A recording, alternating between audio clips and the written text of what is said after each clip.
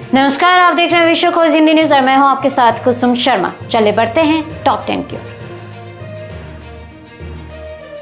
प्रधानमंत्री नरेंद्र मोदी ने देश को संबोधित करते हुए कहा कि कल से देश में जीएसटी बचत उत्सव शुरू होने जा रहा है। इस जीएसटी बचत उत्सव में आपकी बचत बढ़ेगी और आप अपनी पसंद की चीजों को और ज्यादा आसानी से खरीद पाएंगे। इस बचत उत्सव का सबको बहुत फायदा होगा, देश की विकसित रफ्तार से बढ़ेगी।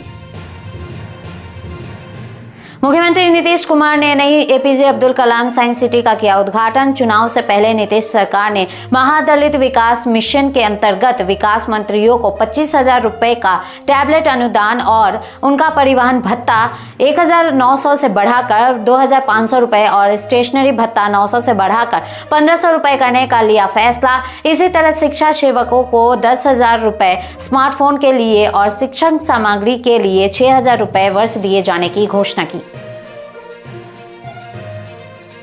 रोहिणी आचार्य को लेकर चल रही खबरों के बीच उनका बयान आया सामने। उन्होंने एक्स पर लिखा कि मेरे संदर्भ में ट्रोलर्स, पेड मीडिया एवं पार्टी हड़पने की मंशा रखने वालों के द्वारा फैलाए जा रहे तमाम अफवाह निराधार है और मेरी छवि को नुकसान पहुंचाने के मकसद से किए जा रहे दुष्प्रचार का हिस्सा है। मेरी कोई राजनीतिक महत्वाकांक्षा ना कभी रही थी, ना है और ना ही आगे रहेगी। ना मुझे खुद विधानसभा का प्रत्याशी बनना है, ना ही किसी को विधानसभा का प्रत्याशी बनवाना है। ना राज्यसभा की सदस्यता की मेरी कोई आकांक्षा है, ना ही परिवार के किसी भी सदस्य से मेरी किसी भी प्रकार की प्रतिद्वंदिता है और किसी भी सरकार के किसी पद की कोई लालसा है।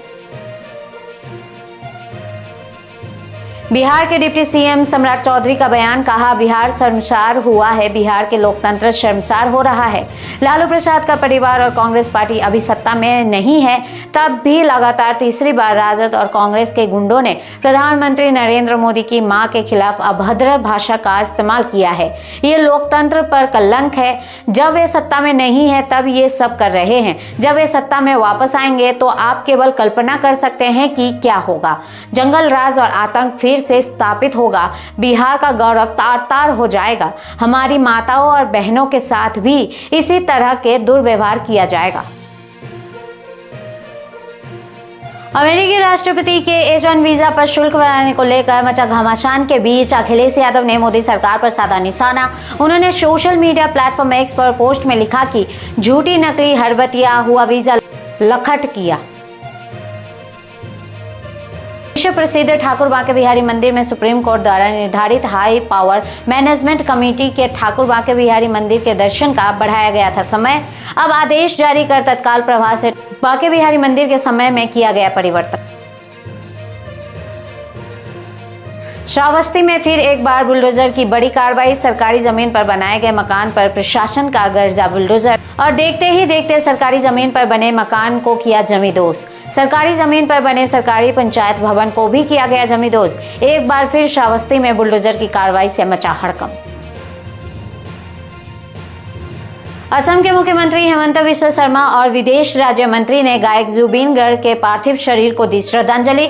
सिंगापुर से दिल्ली के बाद उनके पार्थिव शरीर को लाया गया गुवाहाटी के अर्जुन भोगेश्वर बरुआ स्पोर्ट्स कॉम्प्लेक्स में उनके प्रशंसकों ने किए अंतिम दर्शन। बॉलीवुड अभिनेत्री जैकलीन फर्नांडिस ने सुप्रीम कोर्ट में याचिका दायर कर की अपने खिलाफ एफआईआर दर्ज और चल रही आपराधिक कार्रवाई को रद्द करने की मांग।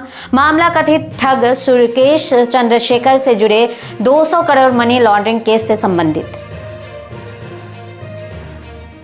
अमेरिकी राष्ट्रपति डोनाल्ड ट्रंप ने अफगानिस्तान को दी खुली धमकी। उन्होंने कहा बगराम एयरबेस अमेरिका को वापस नहीं दिया गया तो इसके नतीजे बहुत बुरे होंगे। ऐसे ही लेटेस्ट अपडेट खबरों के लिए जुड़े रहिए हमारे साथ और देखते रहिए विश्व खोज हिंदी न्यूज।